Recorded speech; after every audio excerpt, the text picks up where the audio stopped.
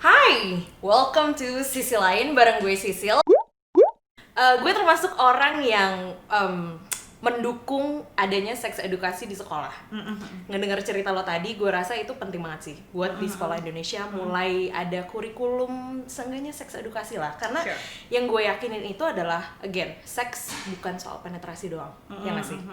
Tadi yang kita udah bahas banyak soal intimasi, koneksi, kepercayaan lah, and everything gitu itu bener-bener sesuatu yang kompleks banget dan gue rasa bahkan mungkin dari kecil pun bisa diajarin gitu. Kalau lo bisa ngajarin anak lo dari 3 tahun tentang seks edukasi, gue yakin itu semua anak harus diajarin kayak gitu. Iya, and you don't have to be a sexologist juga kan. Bisa makanya gitu. Menurut lo, kalau seks edukasi masuk di pendidikan Indonesia, apa yang harus diajarin? Mulai dari umur berapa sih idealnya? Kalau seks edukasi yang formal, gue sih nggak setuju masuk kurikulum. Kenapa? Karena kalau masuk kurikulum akan ada nilainya, Sil. Sisil, nilainya adalah 100. Nah, ya kan, sementara Bambang cuma 80. Maimunah 70. Iya bener juga ya. Ujiannya kayak apa ya? Exactly. Kita tahu kan PPKN juga kan tidak mau, kalau zaman gue dulu PMP ya kan, misalnya PPKN apakah membuat orang juga jadi bermoral dan berwawasan, dan ini kan itu adalah prakteknya kan, aplikasinya gitu. Dulu kalau PMP tuh apakah lu lebih bermoral ya kalau lu punya pengetahuan tentang Pancasila. Pengetahuan itu landasan, tapi aplikasi is another thing kan. Kalau dimasukin nilai, akhirnya akan jadi bahan dagangan bahwa lu lebih beretika dibandingkan orang yang nilainya lebih rendah. Gitu. Jadi gue lebih setuju itu dimasukkan dalam ekstrakurikuler. Jadi lo bukan lebih kepada pendidikan karakternya, itu adalah tentang memahami tubuh dan seksualitas lo gitu. Jadi jangan dimasukin nilai. Kalau masukin nilai, lo tau Indonesia dong bisa dijual belikan. Udahlah, seolah-olah seks tuh kayak gini-gini. Kayaknya emang pendidikan Indonesia harus diubah nih. That's my point. Jadi kemarin waktu lagi ada webinar nasional dari Bappenas, BKKBN, Kementerian Pendidikan, Kementerian apalagi tuh Perempuan, itu di situ mau ngebuat tentang percepatan seks edukasi di Indonesia, gitu kan ya. Gue udah mulai dikit-dikit sih bersama dengan Kemendikbud gitu, bikin buku seks edukasi untuk PAUD, untuk anak 3-5 tahun, dan itu ditaruh di perpustakaan hampir di seluruh sekolah ini ya, negeri ya gitu ya, dari SD sampai SMA. Nah, the thing is gitu ya, gue setuju di situ adanya ekstrakurikuler supaya lebih fokus kepada pengaplikasiannya, pengambilan keputusan yang lebih bijak gitu ya. Kalaupun sampai ada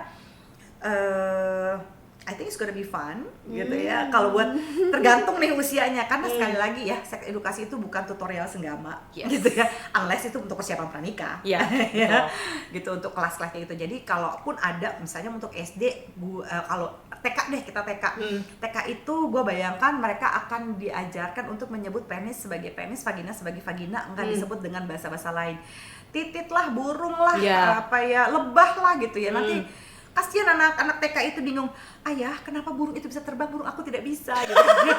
Galau dia nanti gitu kan, gitu. Iya betul juga ya. Kan gitu, masih jelas gitu. Jadi tentang anatomi tubuh gitu, tentang mengenal. Jadi kalau kepala, pundak, lutut, kaki ya penis, vagina gitu tuh kalau SD. Itu pelajaran pertamanya gitu. Terus caregivernya siapa yang paling sering ketemu, neneknya kah, babysitternya kah, siapa, itu harus ada edukasinya juga kalau buat TK. Kalau buat SD sampai ke kira-kira umur 7 sampai 9 tahun, mereka pemahaman tentang penghargaan terhadap tubuh, bahwa lu nggak boleh main dicolek, dipeluk, apalagi kalau anak sekarang kan ada ih gemesin banget, terus mama main itu.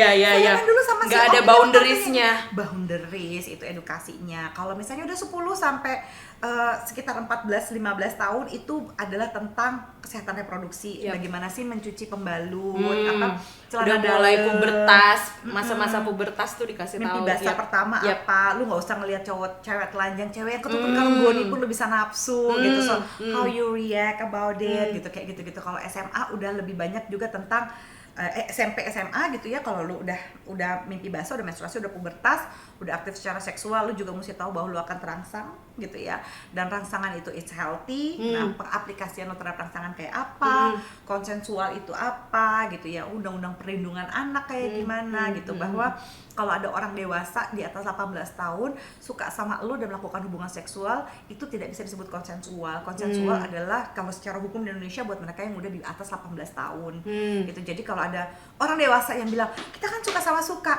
nyong, kalau umur lo di atas 18 tahun you should know better, nggak boleh lu sama anak yang di bawah 18 tahun, lu akan kena undang-undang perlindungan anak, stuff like that gitu. Nah kalau kalau sampai udah kuliah, berarti lu udah mesti tahu tentang bagaimana lu mau memantaskan diri, ya. Kalau lu mau nikah, kalau nggak mau nikah juga nggak apa-apa, mau punya anak nggak atau nggak punya anak juga nggak apa-apa, gitu ya. Sexual confirm yang kayak gitu-gitu. Jadi jangan gua nggak suka hanya pada ide heteronormatif doang, gitu ya. Tapi bahwa apapun orientasi seksualnya, lu harus mampu mengekspresikannya dengan sehat gitu, sesuai dengan orientasi seksual lu, kayak gitu sih. Oh my god, that's so nice. Bayangin kalau saya di Indonesia udah ada kayak gitu. Oh my god. I know, right? Kita mimpi terbesar gue sih itu.